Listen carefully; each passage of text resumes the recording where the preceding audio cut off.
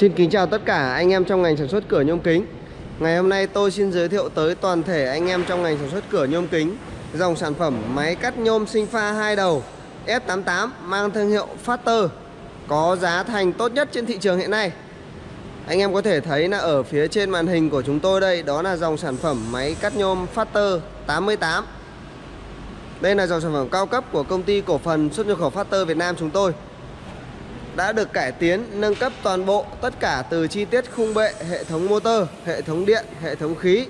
Từ dòng máy cắt nhôm 2 đầu 08S cũ, tất cả tổng quan chi tiết của máy anh chị em có thể thấy là máy có tổng chiều dài là 5m2, chiều cao từ dưới chân đế lên đến đỉnh nắp chụp là 2m và chiều ngang là 1,6m.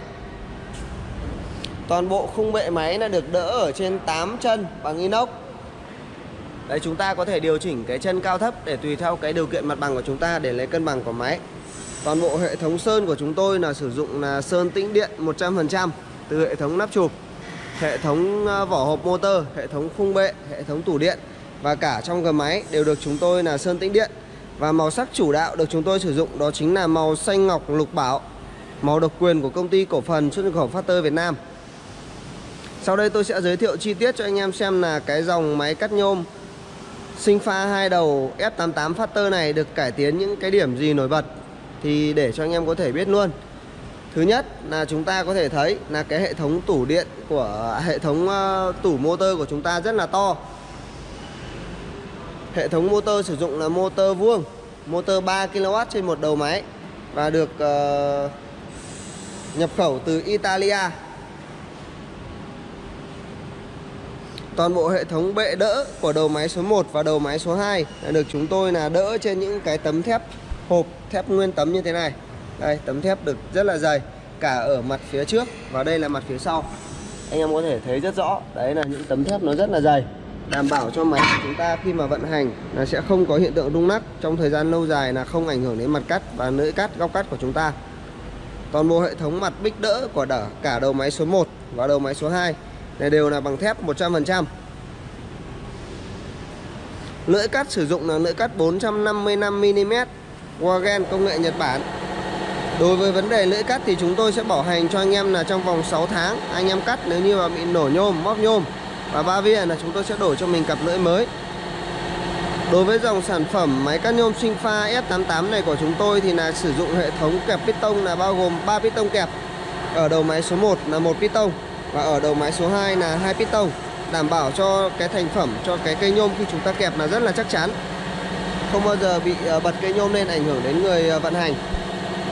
Ở cả đầu máy số 1 và đầu máy số 2 là sẽ có những cái máng trượt DC, đảm bảo khi chúng ta cắt xong là những cái mẩu DC thừa nó sẽ tự động trượt theo máng và trượt ra bên ngoài.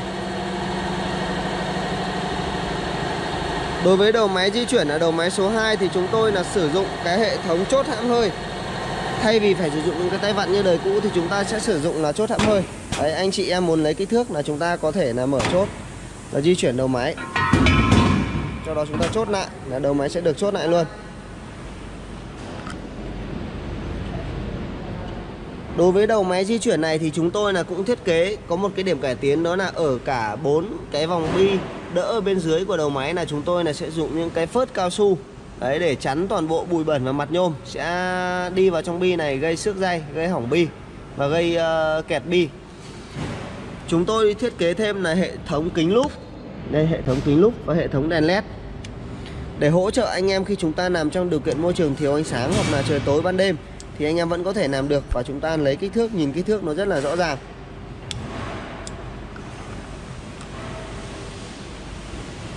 Toàn bộ hệ thống dây trục để di chuyển đầu máy số 2 là chúng tôi là sử dụng là dây trục đặc phi 42 và được đặt liền ở trên thân bệ máy. Và cái điểm cải tiến đặc biệt nhất mà chúng tôi muốn giới thiệu cho anh em đó chính là ở cái dòng máy cắt nhôm Factor 88 này của chúng tôi thì sẽ sử dụng là một cái tấm thép được phay CNC và được đặt nằm cố định ở trên cái khung bệ của cây thép hộp này.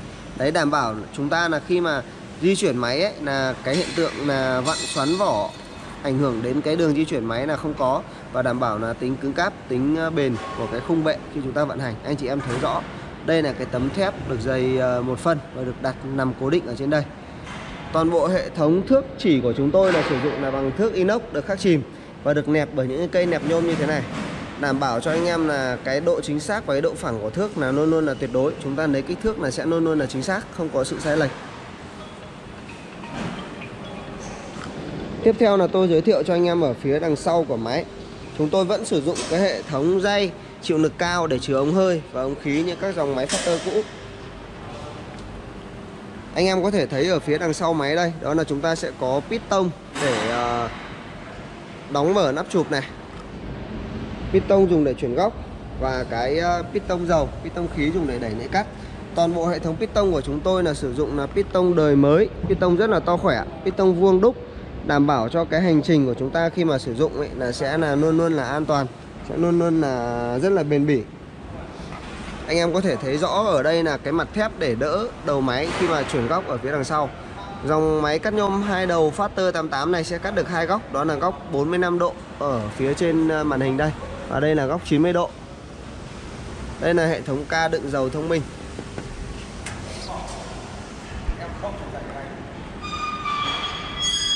Ở phía bên trên tủ điện là chúng ta sẽ có hệ thống đèn cảnh báo. Khi anh em cắt, khi anh em vận hành thì đèn sẽ báo và kêu lên để đảm bảo an toàn cho mọi người.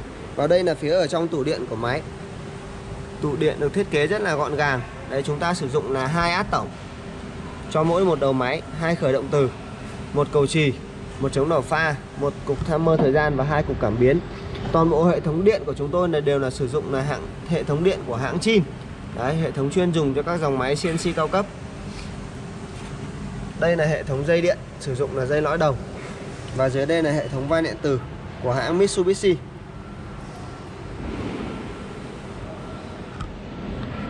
Đây là đồng hồ báo áp suất của khí và đây là nút điều chỉnh của áp suất. Thì cái nút điều chỉnh này là cái thiết kế mới, là chúng ta có thể điều chỉnh cái lực của cái piston khi chúng ta kẹp vào đối với từng hệ nhôm mỏng hay là hệ nhôm dày, là chúng ta sẽ điều chỉnh được cái lực ép, đảm bảo cho cái cây nhôm không bị vặn. Khi cắt ra là cái thành phẩm nó sẽ đẹp hơn, nó không bị sai lệch cái góc cắt.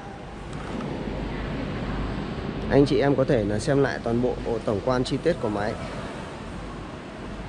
Ở trên màn hình đây là hệ thống bảng điều khiển của máy. Anh chị em có thể thấy rõ là toàn bộ bảng điều khiển của chúng tôi là đã được chuyển hóa bằng tiếng Việt 100%. Đây là đèn báo nguồn, đây là nút khởi động motor, đây là nút dừng motor, và đây là nút để chuyển góc của đầu máy số 1. Đây là nút chuyển góc của đầu máy số 2. Và đây là nút chọn chế độ hoạt động. Chúng ta có thể chọn hai đầu cùng một lúc, hoặc riêng đầu trái hoặc riêng đầu phải. Đây là nút để kẹp piston. Và đây là nút dừng khẩn cấp, đây là nút cắt. Sau đây tôi sẽ tiến hành cắt thử nhôm để cho anh em có thể thấy thành phẩm của chúng ta sau khi chúng ta cắt. Tôi sẽ tiến hành cắt song song cùng một lúc cả hai đầu máy. Và cái nhôm chúng tôi cắt thử đó chính là nhôm sinh pha Quảng Đông nhập khẩu, dày 2,2 ly. Chúng ta sẽ cắt góc 90 độ ở đầu máy số 1 và cắt góc 45 độ ở đầu máy số 2.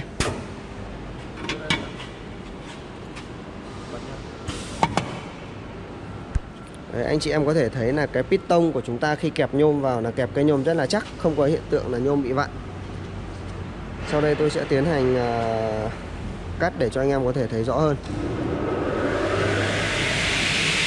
Tiếng motor khởi động rất là nhanh và chúng ta có thể là cắt được luôn.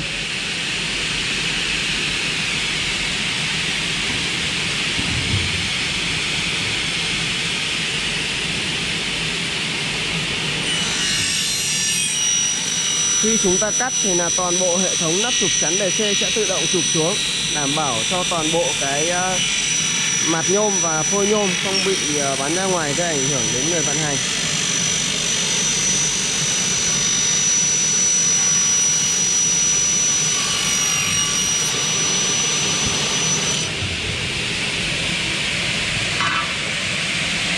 DC sau khi cắt là sẽ tự động trượt ra ngoài theo máng đây.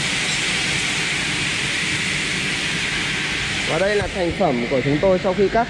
Anh chị em có thể thấy rõ là cả hai mặt cắt. Đây là cắt góc 90 độ ở đầu máy số 1 và đây là cắt góc 45 độ ở đầu máy số 2. Vết cắt rất là đẹp, thành phẩm rất là phẳng mịn tuyệt đối, chính xác 100%. Chúng tôi sẽ bảo hành toàn bộ cái vấn đề mặt cắt, góc cắt cho anh em. Và đối với dòng sản phẩm này chúng tôi sẽ bảo hành toàn bộ là 3 năm. Anh chị em có nhu cầu đầu tư hoặc là tư vấn thêm, xin vui lòng liên hệ số điện thoại ở phía bên trên màn hình, hoặc là có thể qua trực tiếp trụ sở của chúng tôi để tham quan và tìm hiểu thêm về máy. Ở Hà Nội là tại Hà Đông, Hà Nội. Còn ở trong Sài Gòn là ở bến xe miền Đông mới, quận 9. Anh chị em nhớ ấn like và đăng ký kênh YouTube để theo dõi thêm nhiều video giới thiệu về các dòng máy sản xuất cửa nhôm khác. Xin chân thành cảm ơn tất cả anh em.